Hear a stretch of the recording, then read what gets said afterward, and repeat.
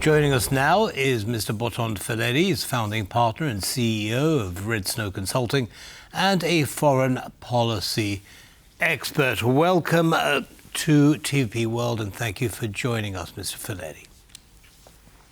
Good evening, and thank you. Good evening to you. So, okay, can you make sense of what's behind these trips by Prime Minister Orbán to Ukraine, Russia, and China? What's the goal? I am pretty sure that we have to look at it on different levels because it has a domestic aspect, it has a European aspect, and it has the global, or, well, in the case of Orbán, it is more the Trump-Xi Jinping axis. So on the domestic level, it's pretty easy. The Hungarian public account deficit is pretty serious, and there are austerity measures being announced this week. They don't call it austerity, but practically we are talking about several hundred billions of forints being cut from the public budget. So it is also a diversion on the Hungarian domestic political agenda, having a foreign policy objective. As for the European level, this is giving leverage to Orbán when he was creating the Patriots for Europe political group in the European Parliament. It is giving him a standing. He has been seeing Hungary as a country too small for himself. He told it a couple of years ago in one of his interviews.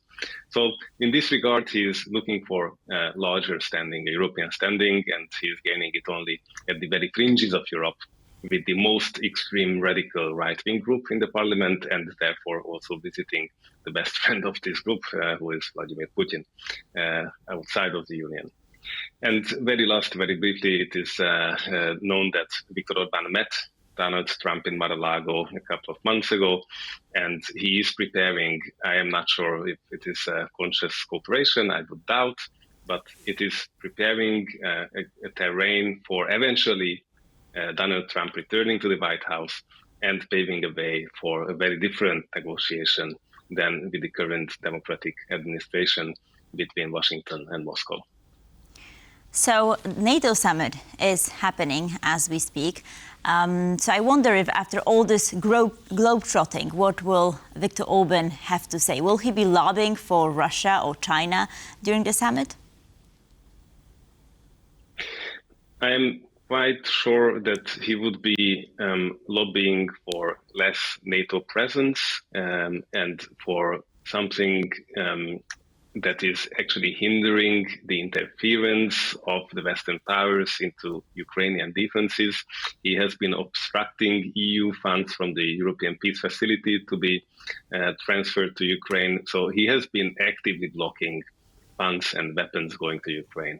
I expect that he would continue the same policy and therefore pushing and forcing Ukrainians in his understanding to the negotiation table. That seems to be his foreign policy objective.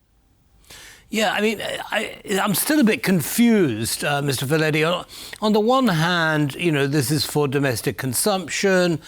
He's trying to raise his standing on the international stage, but he's doing it in a way which basically upsets everybody else in the European Union, for example. Also, you think about NATO and how, reluctant he was until the very last minute to allow Sweden and Finland to join. So it seems contradictory behavior to me. What's happening? I understand your feeling, but we have to look, if we want to understand Viktor Orbán, we have to look the world through the eyes of Viktor Orbán.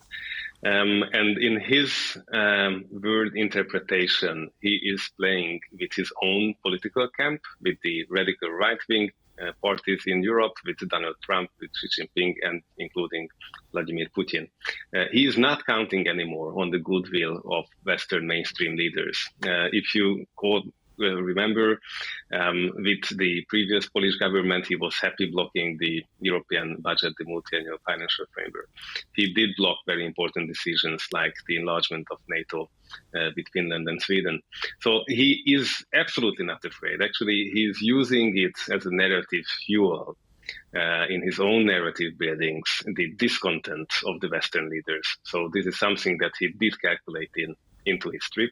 And he is using the EU presidency cap in an ambiguous way to cover for his trips. So Mark Rutte had to make some concessions towards Orbn, right, before securing his position as the next Secretary General. So I wonder, will Viktor Orbán try to win more things during the summit, and what could this be? My expectation is more that in the summit he would be a sort of voice of Donald Trump from behind, as he is preparing for his return, which is of course playing casino, but it might have a significant chance. And Donald Trump is talking about either a two-layered NATO or a diminished presence of NATO in Europe. I'm afraid that Viktor Orbán is preparing to be that voice in the NATO summit. I mean, going back to Orbán's trip to those three countries just recently, is there some kind of chance that he's going to be able to move the needle when it comes to the war in Ukraine? Will he be able to exert any influence on Putin, for example? Because Ukraine's position and Russia's position are actually very far apart when it comes to talking about peace talks. That's a very good question, and I guess here we touch one of the most false part of his narrative, because he claimed that he is the only statesman left in the Western establishment who is able to visit Zelensky, Putin, and Xi Jinping one after the other. This does not seem to be very true to me. I mean, Erdogan, also as a head of state of a NATO member state, was talking to Putin, and we should remember Macron making frenzy phone calls from the Elysee to Putin over several months, and then walking down with Xi Jinping in Beijing a couple of months later. So this does not sound right to me, that he would be someone who could exert any sort of diplomatic pressure. Whether he's bringing any message, for example, from Donald Trump, or we should remember that Trump Jr. recently visited Viktor Orbán in Budapest. So whether the Trump family is trying to bring any message through Orbán, that's a realistic question that many experts entertain. This is something that might give a different weight to his trip. But to be honest, if you look at the press conference offered in Moscow by him and Putin, then what was clear is that Putin was just repeating the well-known points of his peace offer, which is even taking those parts of the four attack departments that he is not currently occupying. So you've mentioned Erdogan, and I was actually going to ask you if you think that perhaps the Turkish president is a role model for Viktor Orbán, because they seem to be acting in a similar way. In these months, I see Viktor Orbán being a role model for many other leaders in Europe, and he is growing out on the international scene as one of the leading voice of radical right populist leaders.